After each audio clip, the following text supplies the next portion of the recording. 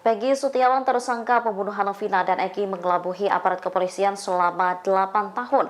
Selama buron ia mengubah nama panggilan. Bahkan saat pulang ia mengenakan pakaian yang tertutup. Diketahui Peggy ditangkap Polda Jawa Barat pada Selasa 21 Mei 2024 malam. Pria yang memiliki nama samaran Perong itu ditangkap di wilayah Bandung, Jawa Barat. Aris Lasmana selaku Ketua RT 02 Desa Kepongpongan, Cirebon membeberkan jika Peggy belum lama ini sempat berkumpul bersama keluarga.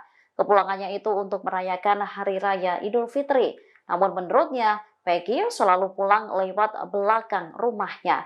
Selain itu, ia mengendarai sepeda motor dengan pakaian yang rapat, kemudian mengenakan masker dan helm. Aris menyebut jika Peggy tak pernah bersosialisasi. Tak hanya itu, Peggy Setiawan juga disebut polisi sempat mengganti nama menjadi Robi di tempat ia bekerja. Ia juga sering berpindah-pindah tempat. Kepolisian pun mengaku sempat kesulitan melacak keberadaan Peggy. Saat ini kepolisian masih melakukan pendalaman dan menggali keterangan tersangka.